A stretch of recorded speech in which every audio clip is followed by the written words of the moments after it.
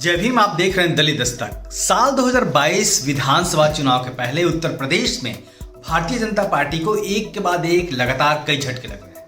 ये झटके इतने असरदार हैं कि भारतीय जनता पार्टी तिलमिला गई है। स्वामी प्रसाद मौर्य ने मंत्री पद से इस्तीफा दे दिया है। उनके सपा में ज्वाइन करने की अटकलें हैं। वो 14 तारीख को सपा ज्वाइन कर सकते हैं, ऐसी खबर आ रही है। दारा सिंह चौहान ने इस्तीफा दे दिया है मंत्री पद से और उनकी भी सपा ज्वाइन करने की खबरें आ रही हैं। अखिलेश यादव से उनकी मुलाकात हो चुकी है। पिछले कुछ दिनों में देखें तो भारतीय जनता पार्टी से तकरीबन 7 विधायकों ने इस्तीफा दे दिया है, जिसमें कुछ मंत्री भी शामिल हैं। इसमें सबसे अहम बात यह है कि इन तमाम विधायकों में से ज्यादातर विधायक ओबीसी समाज से हैं और ओबीसी समाज में भी उन तबकों से हैं जो गैर यादव हैं और जिनकी बूते भारतीय जनता पार्टी पिछले तकरीबन 1 दशक से सत्ता के शीर्ष में बैठी हुई है। इन तमाम लोगों के भाजपा छोड़ने के बाद भाजपा का जो समीकरण है पूरा गड़बड़ा गया है। उत्तर प्रदेश से लेकर दिल्ली तक हंगामा मचा हुआ है। इस खबर में हम आपको बताएंगे कि वो कौन कौन से लोग हैं जिन्होंने भारतीय जनता पार्टी से इस्तीफा दिया है, वो कौन कौन से नेता मंत्री विधायक हैं और उसका कितना असर आगामी विधानसभा चुनाव में पड़ सकता है। बीजेपी से इस्तीफा देने वाले विधायकों में कई अहम नाम हैं। इसमें पहला नाम है रोशनलाल वर्मा। रोशनलाल वर्मा शाहजहांपुर के तिलहर से विधायक हैं। वह लोधी समाज से आते हैं। वर्मा लगातार 3 बार विधायक रह चुके हैं।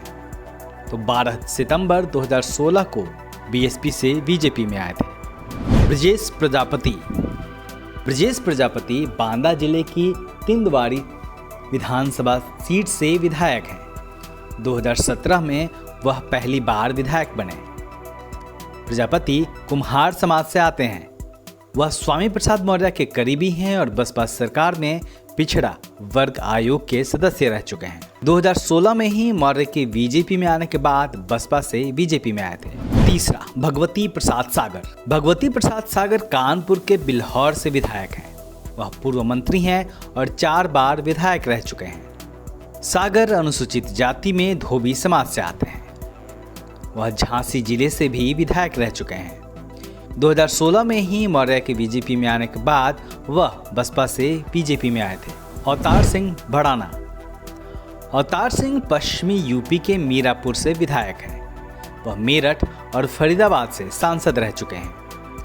वह गुर्जर समुदाय के बड़े नेता माने जाते हैं। भड़ाना ने पिछले साल किसान आंदोलन का समर्थन करते हुए भाजपा छोड़ने का ऐलान कर दिया था। 5. माधुरी वर्मा। माधुरी वर्मा बहराइच जिले की नानपारा विधानसभा सीट से विधायक हैं। माधुरी 2 बार विधायक रह चुके हैं। 2012 में कांग्रेस के टिकट पर नानपारा सीट से विधानसभा सदस्य निर्वाचित हुई थी।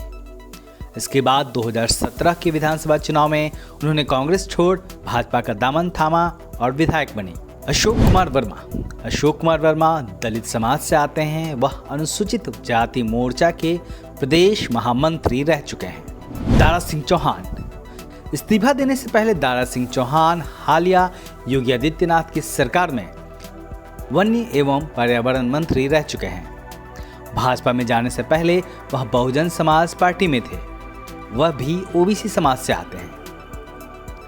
हालांकि राजनीतिक गलियारे में कई और ओबीसी नेताओं के भाजपा छोड़ने के कयास लगाए जा रहे हैं, जिससे भाजपा में बेचैनी है।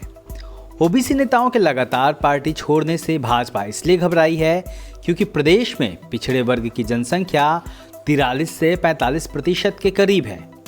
साल 2017 में भाजपा ने ओबीसी समाज को 125 सीटों पर टिकट दिया था। इसी के बलबूते भाजपा ने चुनाव जीता था। स्वामी प्रसाद मौर्य का भाजपा छोड़ना इसलिए बड़ा झटका है क्योंकि वह कोयरी कुशवाहा समाज से आते हैं। कोयरी कुशवाहा समाज का वोट प्रतिशत 5% है, जिस पर स्वामी प्रसाद मौर्य की मजबूत पकड़ है।